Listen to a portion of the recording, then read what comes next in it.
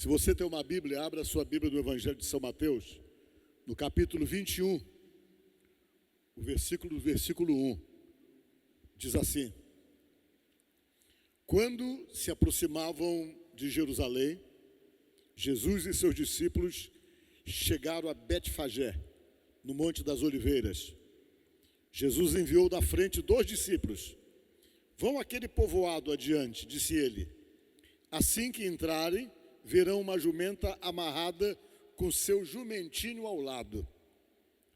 Desamarrem os animais e tragam-nos para mim. Se alguém perguntar o que estão fazendo, digam apenas: o Senhor precisa deles. E de imediato a pessoa deixará que vocês os levem. Isso aconteceu para se cumprir o que foi dito por meio do profeta, que está lá em Zacarias, no capítulo 9, do versículo 9, 500 anos antes de Jesus Cristo vir ao mundo. Eu quero conversar com você sobre esse fato. Por que isso ficou registrado? O que nos chama a atenção com respeito a isso? Vejam bem, o profeta Zacarias já havia falado lá no capítulo 9, do versículo 9, que ele ia entrar exatamente, adentrar as portas de Jerusalém sentado em um jumentinho. E Jesus queria somente fazer com que os judeus lembrassem exatamente das palavras do profeta e, consequentemente, compreenderem e entenderem que ele, Jesus, é o Messias, é o Filho de Deus, que estava ali no mundo já pronto para apagar os pecados da humanidade através do sangue que ele deveria derramar na cruz. Só que naquele momento ninguém pensou nisso. Na verdade, eu acredito que nem mesmo os judeus se lembravam dessa palavra falada pelo profeta há mais de 500 anos antes, porque eles estavam todos focados numa questão só. Havia um problema só no meio dos judeus: a necessidade de se livrarem de uma pressão política que dominava aquela região, onde eles estavam precisando urgentemente de um libertador político, de alguém que pudesse livrá-los exatamente daquela situação de opressão que eles estavam vivendo. Qual era essa opressão? Vejam bem, os romanos haviam dominado aquela região.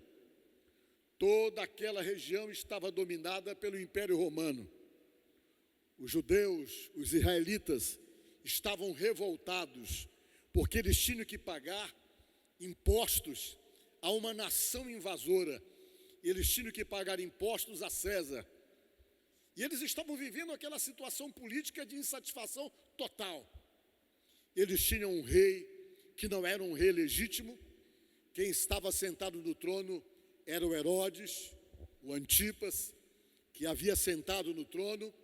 Eles não reconheciam Herodes como rei.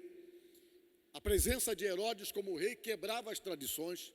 Herodes não era judeu, ele era edumeu, não pertencia a nenhuma das 12 tribos de Judá, mas era um homem edumeu. Ele era, na verdade, um judeu diferente, alguém que eles não reconheciam como fazendo parte da linhagem judaica, e de repente ele foi colocado como rei, empurrado goela abaixo do povo judeu, quebrando todos os princípios, todas as tradições que os judeus tinham.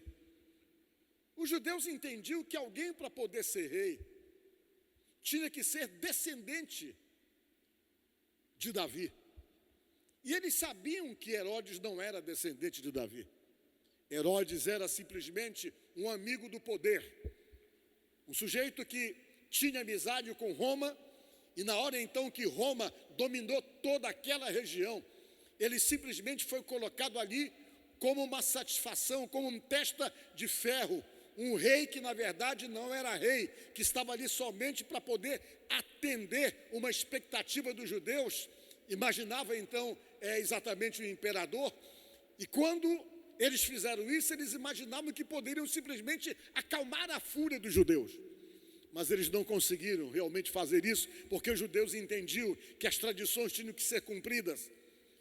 A pessoa que tinha que sentar no trono tinha que ser da descendência de Davi. Jesus estava no cenário já há 3 anos e meio. E eles sabiam que Jesus era da descendência de Davi. Eles sabiam que Jesus Cristo era da descendência e que tinha todas as qualificações para poder reinar. E eles então queriam que Jesus assumisse aquela posição ilegítima na cabeça de todos os judeus, colocando Herodes para fora e sentando no trono e se estabelecendo como rei naquele lugar. Por isso que quando Jesus entrou na cidade, ninguém praticamente se focou no que estava escrito no livro do profeta Zacarias. Os judeus não se reportaram para as palavras do profeta, que falava simplesmente que ele, o Salvador, o Messias, entraria na cidade montado em um jumento. E quando Jesus mandou buscar o jumento, um jumento 0 quilômetro, que ninguém tinha sentado, e disse: olha, apanhe lá na cidade próxima, que eu vou entrar exatamente nas ruas de Jerusalém, montado nesse jumento. Ele fez isso para tentar fazer os judeus recobrarem a lembrança das palavras dos profetas. Mas o que aconteceu é que quando ele sentou, que chegou na cidade, montado no jumento, houve uma verdadeira manifestação popular. O pessoal se esqueceu de que ele era o Messias, mas olharam para a necessidade política da situação em si e pensaram: ele veio para poder reinar, para colocar Herodes para fora, para estabelecer as nossas tradições e sentar no trono. E o povo todo foi para a rua. Houve uma manifestação popular. O povo foi para a rua, muita gente foi para a rua. As pessoas tiravam suas roupas, colocavam na calçada ou na estrada ou no meio da rua para que Jesus Cristo passasse. As pessoas pegaram galhos de árvores, que era uma forma de poder louvar alguém ou dar as boas-vindas, visto que naquela época não tinha um banner para ser feito, né? Não tinha uma faixa. Eles pegavam então galhos de árvores, galhos de palmeiras e começavam a balançar e dizer palavras de ordens, onde eles diziam: bendito aquele que vem em nome do Senhor, bendito aquele que vem restaurar o trono de Davi. Era o que eles imaginavam. Eles pegaram tudo aquilo e fizeram daquilo uma manifestação política. Ninguém se focou no fato de que em Jesus era o Messias, que estava entrando ali para estabelecer um tempo novo, de salvação, de vida eterna. Todo mundo se voltou para a questão política, para se livrarem daquele estado de opressão que era causado pelo Império Romano, que dominava toda aquela região.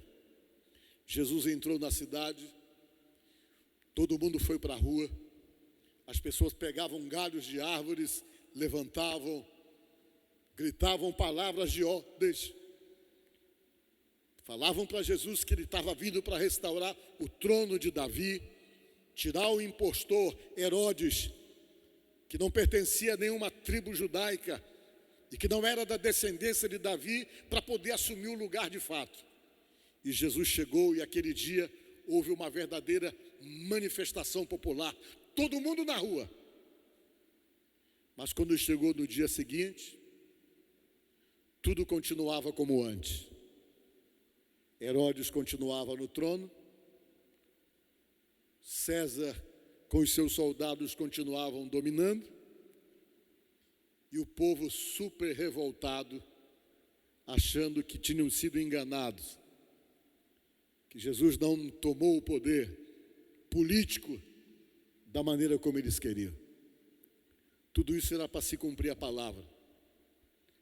Se passaram alguns dias, Jesus foi preso, e depois de preso, diz a palavra de Deus, que a mesma multidão que tinham ido para as ruas, levantado o galho de árvores, colocado suas roupas no chão, gritado palavras de ordem para dar as boas-vindas a Jesus, era a mesma multidão que agora escolhia Barrabás no lugar de Jesus.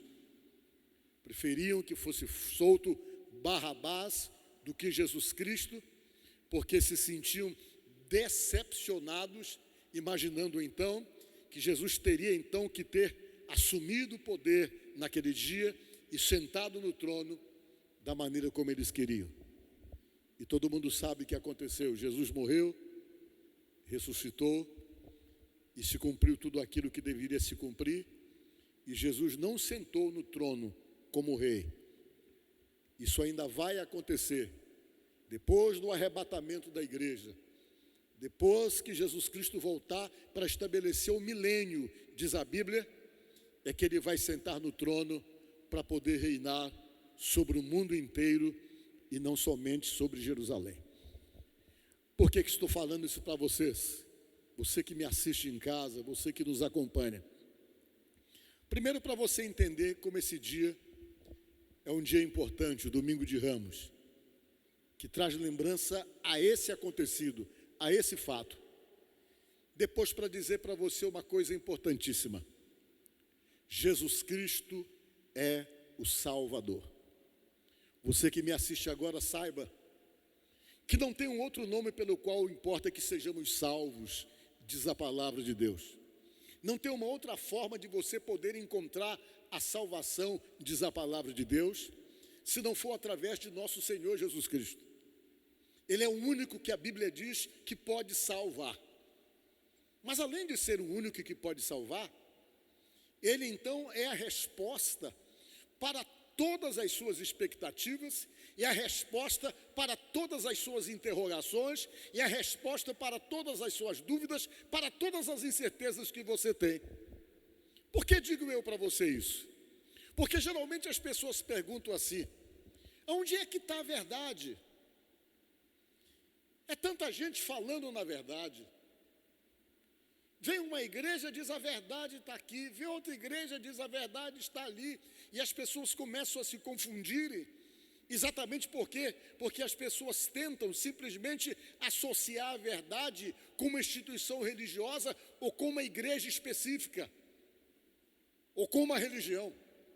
E pelo que nós entendemos, as igrejas elas são importantíssimas, exatamente dentro desse contexto de cuidar de você e de ajudar você a permanecer no caminho de Deus, a permanecer no caminho de Jesus. Mas pelo que nós entendemos dentro da palavra de Deus, nenhuma igreja pode salvar. Nenhuma instituição tem um poder de dar a vida eterna, ou de dar um salvo-conduto, ou de dar para você simplesmente a garantia, porque você faz parte dela, que o fato de estar fazendo parte dela, você vai então alcançar a sua salvação ou a vida eterna.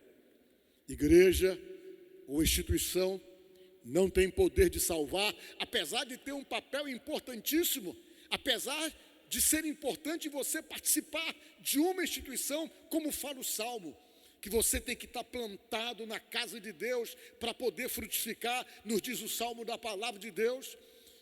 E o próprio Jesus diz que você tem que permanecer nele, que se você permanecer nele, você pede o que quiser, e a igreja está aí, ou a instituição, para poder ajudar você a permanecer, para motivar você a continuar no caminho, mas ela não tem poder de salvar. Nenhuma delas. Mas uma coisa é certa: quem tem poder de salvar é Jesus. Talvez você esteja me ouvindo agora e se perguntando: enfim, onde é que eu vou encontrar a verdade? E você está confuso porque você tem procurado encontrar essa verdade em instituições. E na medida então que você tenta encontrar essa verdade nas instituições, quem sabe você tem se decepcionado. Por quê? Porque as instituições, elas não são perfeitas. Enquanto elas forem compostas por homens, elas serão imperfeitas, porque os homens não são perfeitos. Logo, a consequência disso, que as instituições tornam-se imperfeitas também, porque são os homens realmente que as influenciam e as dominam. Apesar dela ter um papel importante nesse processo de salvação e de vida eterna do homem. Mas a verdade que você precisa, baseado pelo que diz a palavra de Deus, está em Jesus. Por que digo isso?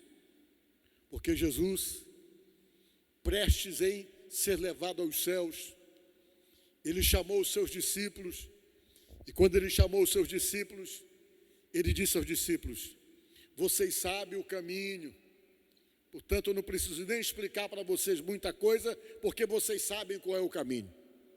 E quando Jesus disse isso, a palavra nos fala que Tomé chegou e disse: não, Senhor, nós não sabemos qual é o caminho, não, nós estamos confusos.